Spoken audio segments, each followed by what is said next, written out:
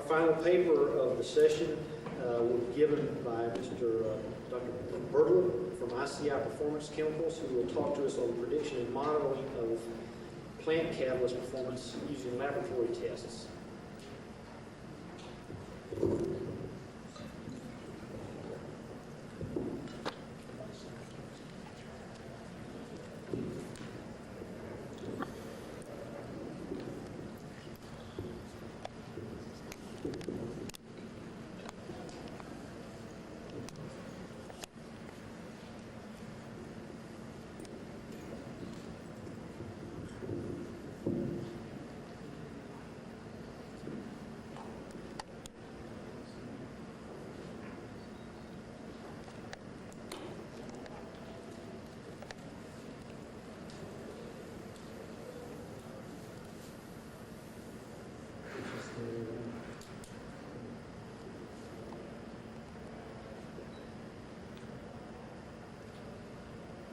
Okay, the aim of this talk is to give an overview of some of the problems faced in industry in evaluation of catalysts, especially catalyst life, at lab scale and at plant scale. Ultimately, we are driven to make a decision from our testing, and that commits our business. It might be which is the optimum formulation for scale-up, or which catalyst we should purchase, or how long we reckon it might last in the plant. We rarely have complete evidence. We have constraints of time and equipment and other resources. So we're seeking to assess the potential advantage against the potential risks with a particular catalyst. This presentation is a personal view based on my own experience, rather than an ICI view. When I was giving a presentation in ICI some years ago, just after a plant had started up, which a catalyst had been charged, with which I was associated, there was a knock on the door just as the presentation started, and a secretary came in with a message for somebody. And usually when this happens in meetings, it's never for me, it's always for somebody else. But she came up to me and gave me this message, which I find myself reading out. Catalyst has run away to 550 degrees centigrade. Plant now shut down. Tim. That presentation never recovered, but Tim can't catch up with me today. I've been with ICI for 20 years. 10 years of the time was developing new catalysts, new formulations, and the past 10 years I've been associated with our operating processes, trying to make the best use of the catalysts which we have available. So some of the objectives of the testing which we carry out might be to improve the performance of an established process where the catalyst type has already been used at plant scale, or we might be seeking to estimate the performance of new processes where the catalyst type has been developed from small scale. We're sure to be comparing the properties of several catalysts. These might be proprietary catalysts from more than one manufacturer, or development samples from an in-house team.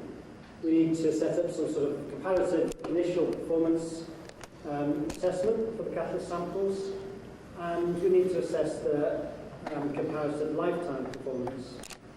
Our starting point is to establish some sort of optimum conditions for the reaction, which may vary over life.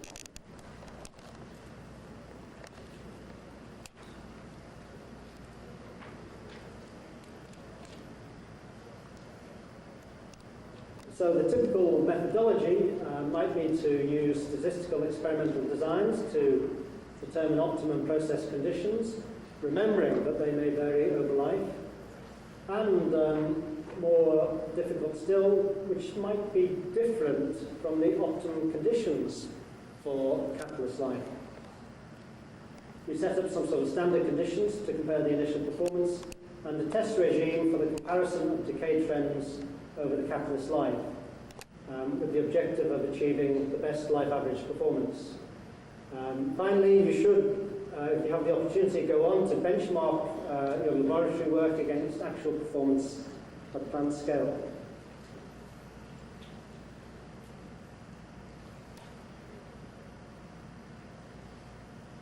Regarding the plant operation of the catalyst life should really be a part of the process design. The plant is designed for target capacity, and it's designed to run for a fixed time between shutdowns and catalyst changeouts. So the reactor size or the number of reactors are planned so that the target plant capacity can be achieved perhaps at temperatures low enough for the designed catalyst life. For operation at fixed conversion, as you've seen in many examples, the temperature is boosted progressively to compensate for the catalyst deactivation throughout its life. And the catalyst life in those circumstances might be determined by the maximum temperature of operation of the plant or by the decline in the catalyst selectivity.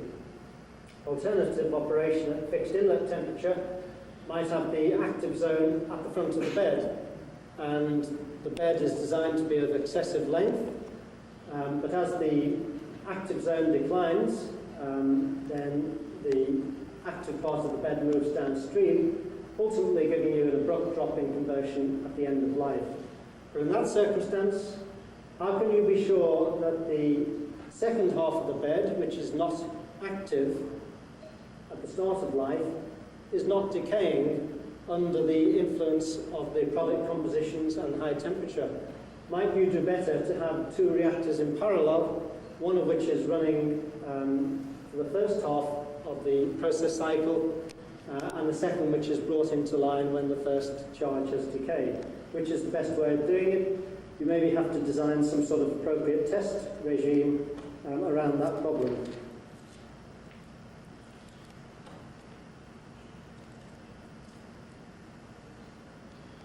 I'm also involved with monitoring the plant catalyst performance. The first version of this slide read the data are usually avoidable. I spotted that, but then I thought it is in many circumstances quite true. The data are there, maybe they aren't being inspected in all cases and evaluated and used to estimate the life of the catalyst, best use of the catalyst. But they're in plant logs or online systems. I've gone into archives and come up with bundles of dusty old log sheets, and I'm allergic to dust there.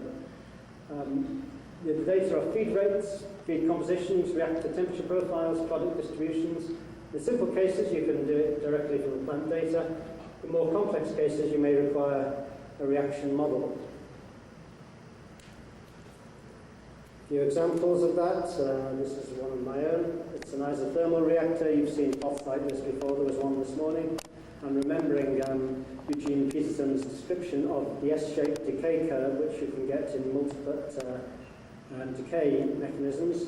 Our plant manager is supposed to give me a call if he finds he's having to increase the operating temperature more rapidly at any point in its life. Might we be going into a region of steeper decay? So the temperature here is being boosted progressively. I've selected the data from all the plant data, which are at variable conditions. I've simply chosen a fixed work rate and a fixed target conversion, and I've excluded all the other data so that I didn't have to do any kinetic analysis. I just plotted the data which was suitable within that target range. More complex example with an adiabatic reactor, where there are variable conditions of temperature and rate over time.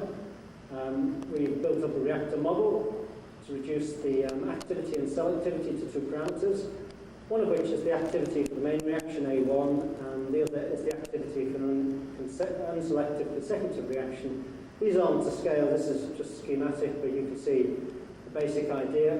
Every now and again we go into the plant and we get extra samples and collect all the data, and we put that data set through the model to work out the values of A1 and A3 and add them to the plot. They're still quite noisy plots, I can tell you, but at least it gives us some insight as to how we're doing. Regarding plant catalyst decay, another aspect which is often neglected, is getting samples from every catalyst discharge. What's not generally appreciated is the catalyst discharge takes place within a very tight time window. The plant is shut down, it's not making product. The business is not getting product. And somebody from RMT to come along late in the day and ask them to delay their schedule a bit to get some sampling, they're not going to be very welcome. So ideally there's a close working relationship with production whereby the analysis which is done of ex-plant samples is a valued activity, and the sampling is an essential part of the shutdown schedule.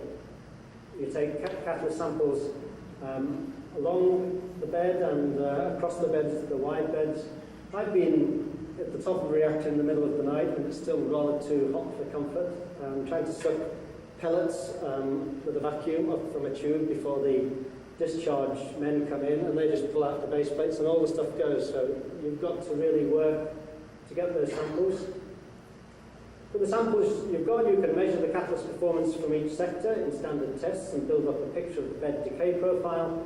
You can even reassemble the decay samples if you're so inclined. Likewise, you can characterize key properties against the bed position. I'll come back to that later. In testing catalysts, one of the problems for me is that as I've moved about from problem to problem, I keep having to do different types of tests and thinking afresh how to tackle the test. The catalyst might be solid pellets or powder or monolith or gauze, reactants in a gas or liquid or gas and liquid phases, and different kinetic regimes. I've put here, it's not always essential to mimic the exact conditions of the plant catalyst. The truth is it's not usually possible to mimic the exact conditions of the plant catalyst. What is essential is to use your ingenuity to devise a test that is responsive to whatever properties control the performance of the catalyst in the plant. And that's sometimes a controversial decision.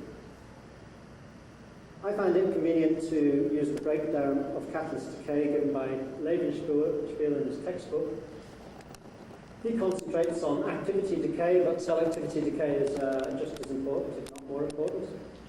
So he breaks down decay reactions generally into parallel deactivation, the deposition of side products, series deactivation, deposition of decomposed reaction products, side-by-side deactivation, where it's the reaction of poisons in the feedstock with the catalyst, and solid-state reactions, that is structural modifications or sintering due to the extreme conditions. Decay reactions might be independent of concentration terms and dependent only on time at high temperature, but certainly not always. The partial pressure of steam is important for hydrothermal reactions, and the partial pressure of hydrogen or oxygen is implicated in many solid-state decay mechanisms.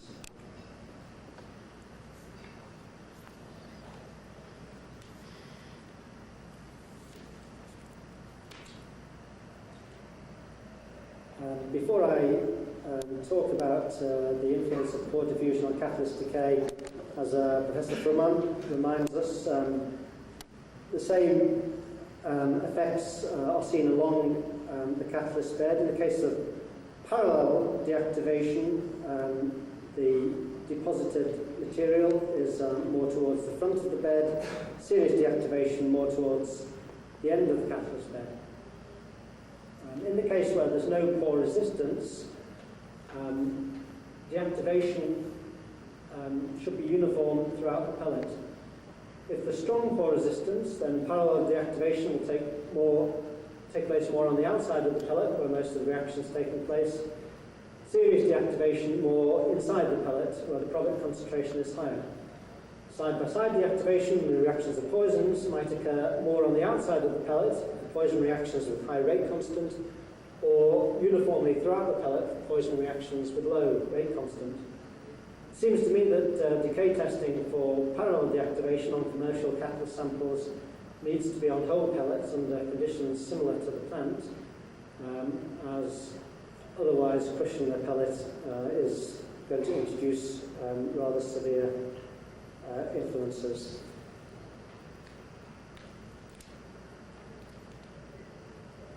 My to go about testing catalyst stability in industry.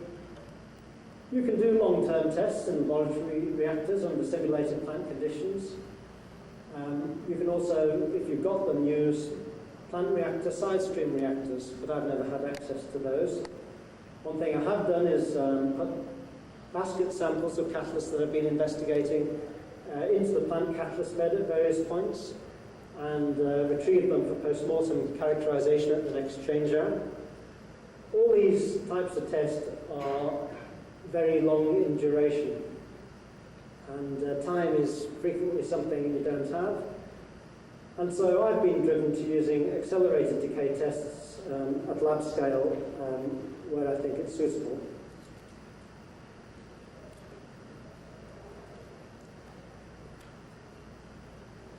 So accelerated decay tests might be the only available option for the comparison of catalyst samples, but there are problems with them which are well known. The test conditions are outside the plant regime, so the catalyst decay mechanism might change, giving you results which are misleading. And it's possible also that manufacturers might seek to optimize formulations which are more suited to accelerated decay conditions than to plant scale conditions. So the suitability, it seems to me, varies according to the type of the reactor and to the decay mechanism. A quote from Rowlands and Gosling from a 1988 paper on FCC catalysts. The successful procedures are the results of many compromises, but the overriding consideration is that the physical and chemical changes induced in the catalyst by forced deactivation and cracking tests are similar to those that occur in the full-scale operation.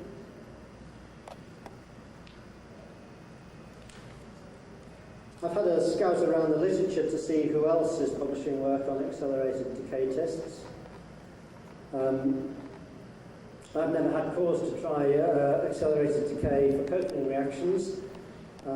Stork and co-workers from Shell have published work on hydrocracking. I've classed that under parallel deactivation. I'm not quite sure if that's absolutely correct, given the complex reaction networks that take place. They use high feed rates to accelerate coking processes. They boost the temperature to keep the conversion in the normal range so that the concentration profiles through the reactor bed are still similar to the plant condition. But they notice that if the temperature is too high, the nature of the coke precursors may change. So there's one warning: go too far outside the plant regime, you introduce some difference into the decay mechanism.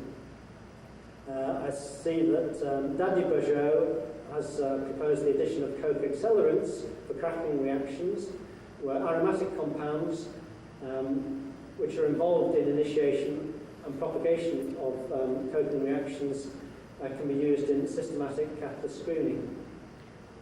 It occurs to me that for series deactivation, it may be sufficient in some circumstances to expose crushed pellets to reaction products and optimize the formulation to avoid product decomposition. That's an example of the use of increased concentration in accelerated aging tests.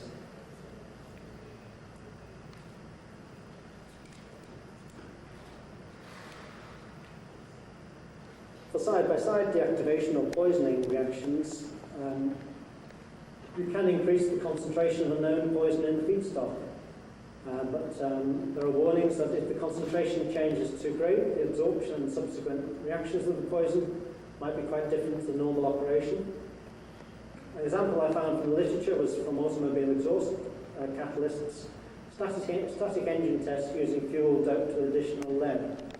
It occurs to me that a moderately elevated temperature on crushed pellets might be a suitable acceleration where the rate constant of a poison reaction is low.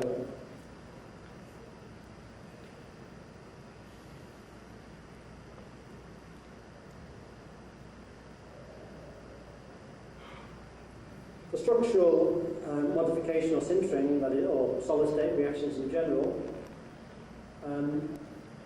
you can use moderately elevated reaction temperatures to investigate decay due to activated processes. You increase the feed rate to keep conversion in the normal range. and you return to standard conditions every now and again to measure performance characteristics at suitable time intervals. Problems: if there's more than one decay mechanism with different activation energies, you might accelerate one more than the other.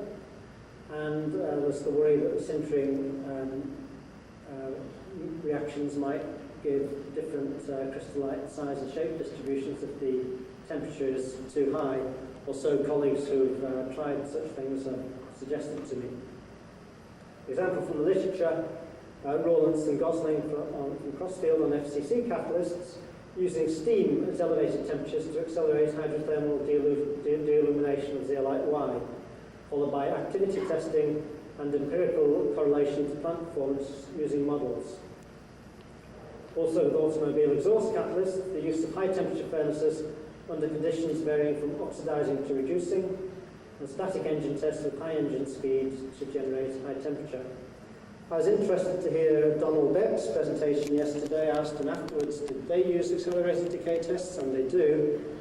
They use cycles of fuel-rich, fuel-lean operation with excursions to high temperature, up to 200 degrees above normal operation, and 100 hours in the dynamometer, as they call it, is reckoned to be equivalent to 100,000 miles in the car. That is some acceleration. They relate the lab test results to engine results using empirical models. There was an interesting example in his presentation of palladium, where the sulfiding reaction was actually less severe at high temperatures.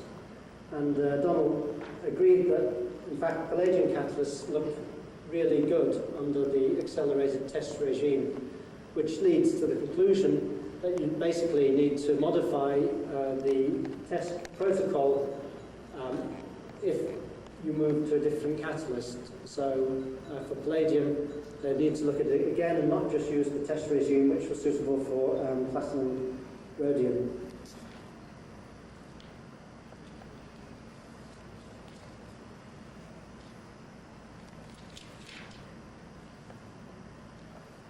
This is an example of my own from some years ago. I'm afraid I can't tell you the process for reasons which you are familiar with. We were basically wanting to decide really between two catalysts, A and B. They both had limited plant operating experience in other plants, but no comparative decay tests. I operated them at high work rate and high temperature, and you can see that as the catalyst activity decays, the temperature is ramped up to maintain conversion at a fixed target value. And you can see that catalyst A and B, the activity decay rates are pretty similar under these accelerated decay conditions. The selectivity decay of catalyst B was less severe than that of catalyst A, but catalyst A started out with the highest selectivity value. Well, those are useful pointers, and in the end we would feel comfortable with either catalyst A or catalyst B, and the different selectivity decay profiles we might take account of in settling the catalyst price. From these results, we wouldn't be interested anymore in catalyst D. Basically, it's accelerated. It's decayed much faster than any of the others, both in activity and selectivity. But catalyst C, which was the least active to start with, had the slowest decay.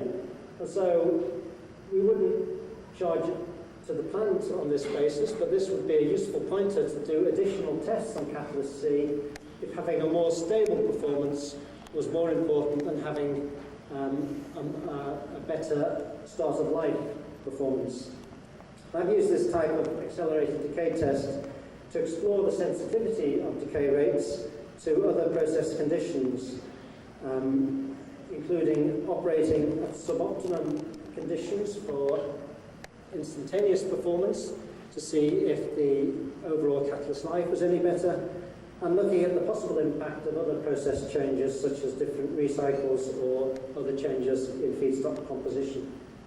In one case, I actually disregarded the results of an accelerated decay test because the selectivity decay which it predicted did not show up in another plant which had operating experience. In fact, the selectivity decay did show up in our plant, and I was left scrabbling back to do further accelerated decay tests to evaluate what I could do about it. It is important to benchmark your catalyst test characteristics against plant samples wherever you can. Basically, you can take the catalyst from accelerated aging tests and fresh samples and decayed samples from various parts of the plant reactor and subject them to catalyst test programs to see if they show similar characteristics. And you can compare the trends with the data collected from the plant over the catalyst life. Ultimately, you're making a judgment.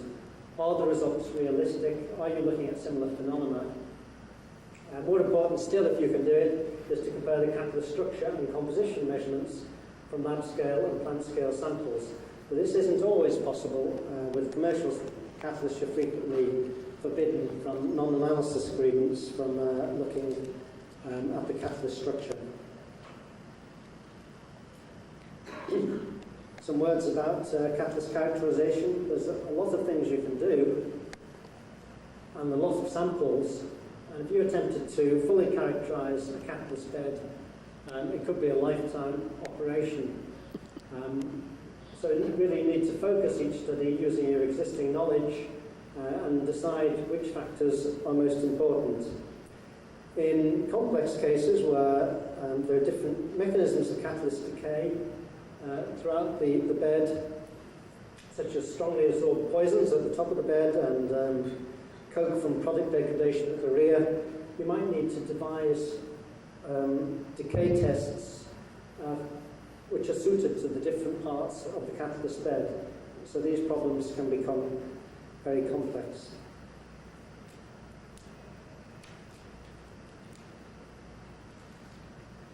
Just a few words about decay modelling. Looking at what others do, you can construct empirical models to the best of your experience to relate the observations from laboratory tests, accelerated decay tests with actual plant performance. And there are several examples in the literature, and also the automobile exhaust catalyst that I mentioned. From my own experience of trying to do semi-empirical models, the validity depends a lot on the insight and the patience of the chemist and the engineer, and several cycles of development and verification of models is generally necessary. Just to look at the overall development of catalyst life, there's a lot of different stages. You're not going to see all of this, but you might start off in laboratory testing, screening tests in small particles. When the decay is slow enough, you might then move to accelerated aging tests. When the decay is slower still, you'll probably move to pilot plant tests, and you might have to do several journeys around that cycle before you ultimately get up to plant scale. And even there, the task isn't finished because the results from the plant should be built up into further future catalyst development.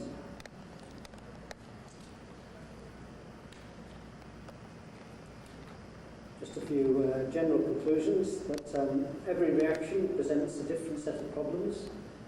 You can use your knowledge of the decay mechanism to design decay tests, and often if you don't, then you don't get any useful information on comparative catalyst life. We must monitor the plant catalyst as well as carry out laboratory tests, and the failure to predict plant operations can be very expensive. Thank you.